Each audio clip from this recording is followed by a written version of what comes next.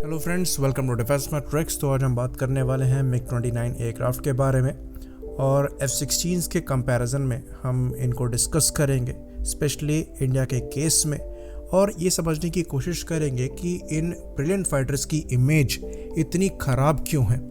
तो 99 की कारगिल वॉर के दौरान MiG-29 की वजह से पाकिस्तान के जो F-16 हैं ये इनके इंसर्जेंट्स के सपोर्ट में सामने नहीं आ पाए और कंप्लीट डोमिनेंस इंडियन एयरफोर्स का रहा, जिसकी वजह से जो ग्राउंड ऑपरेशंस चलाए गए ऑपरेशन सफ़ेद सागर के अंतर्गत ये अनरिस्ट्रिक्टेड रहे।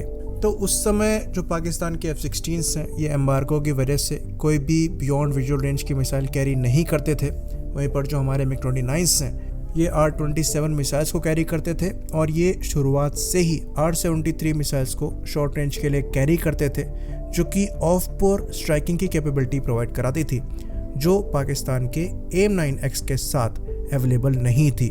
इवन हमारे जो MiG-29 हैं ये हेलमेट माउंटेड साइट के साथ शुरुआत से ही आते थे, जो कि पाकिस्तानी F-16 में अवेलेबल नहीं था। इसलिए शॉर्ट रेंज में भी MiG-29 के पास ही एडवांटेज था। तो F-16 के कंपैरिजन में एक बेटर मशीन होने के बावजूद अगर आप MiG-29 के वॉर रिकॉर्ड्स को देखेंगे तो ये बहुत ज़्यादा इम्प्रेसिव नहीं है। इसकी इमेज को ख़राब करने के पीछे सबसे बड़ा हाथ मिडिल ईस्टर्न कंट्रीज़ का है।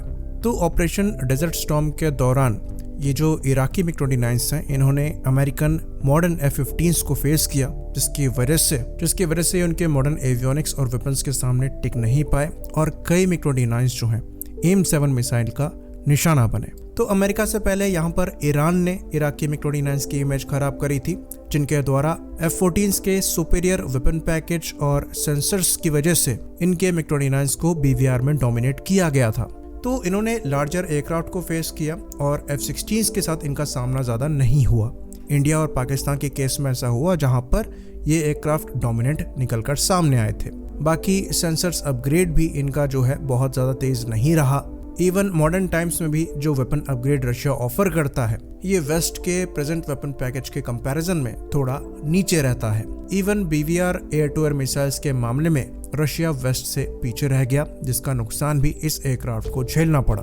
लेकिन इस एयरक्राफ्ट के साथ कई इनोवेटिव चीज़ें भी इंट्रोड्यूस करी गई थी, जो कि उस समय वेस्टर्न फाइटर्स में नहीं हुआ करती थी और इस प्लेटफॉर्म को एक एज प्रोवाइड कराती थी, जैसे कि IRST सेंसर हो गया, यानी कि infrared search and track system हो गया, जो कि पैसिव सेंसर है, इसलिए इसे जैम करना इम्पॉसिबल है।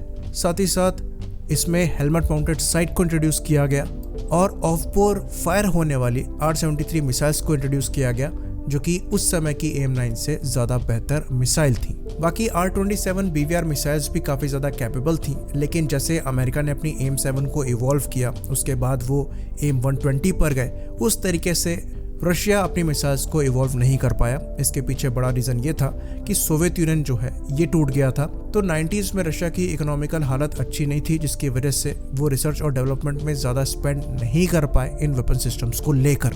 खैर, फिर भी R-77 मिसाइल्स को डेवलप किया गया, जो कि 80 किलोमीटर तक की मैक्सिमम रेंज प्रोवाइड कराती थी, लेकिन उस समय अमेरिका इनसे एक हाथ आगे था और उस समय वो AIM-120 के C वेरिएंट पर काम कर रहे थे। खैर, इंडियन एयरफोर्स को काफ़ी लंबे समय तक MiG-29 के साथ एडवांटेज इसलिए था क्योंकि पाकिस्तान को ये एडवांस वेपन्स अमेरिका द्वारा प्रोवाइड नहीं कराए गए थे। लेकिन ये चीज़ धीरे धीरे चेंज हुई।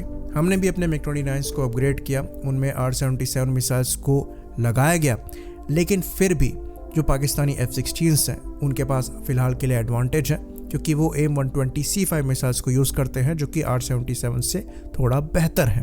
खैर, हमारे MiG-29 को रिटायर करने की जो एज है वो आ गई है, लेकिन उसके पहले एक छोटा अपग्रेड ज़रूर होगा, जिसके अंतर्गत इन एयरक्राफ्ट में अस्त्र BVR मिसाइल लगाई जाएंगी, जो एक्चुअली फिर से इनको कंपैरेबल बना देंगी पाकिस्तानी F-16 से, क्योंकि पाकिस्तान को लेटेस्ट F-16 अपग्रेड नहीं मिल रहे हैं और जिस स्टैंडर्ड में इंडियन MiG-29 UPG अपग्रेडेड है इसमें खाली बियॉन्ड विजुअल रेंज मिसाइल थोड़ी कमज़ोर रह जाती है, वरना ऑलमोस्ट हर मामले में ये पाकिस्तानी F-16 को डोमिनेट कर सकता है। चाहे आप मनोवरेबिलिटी की बात कर लें, रेट ऑफ क्लाइम की बात कर लें, थ्रस्ट टू वेट रेशियो की बात कर लें, तो जो फिजिकल परफॉर्मेंस है आपको F-16 से बेटर मिलेगी। और एक बार अस्त्र लग जाए फिर ये प्लेटफॉर्म डोमिनेटिंग पोजीशन में दोबारा आ जाएगा।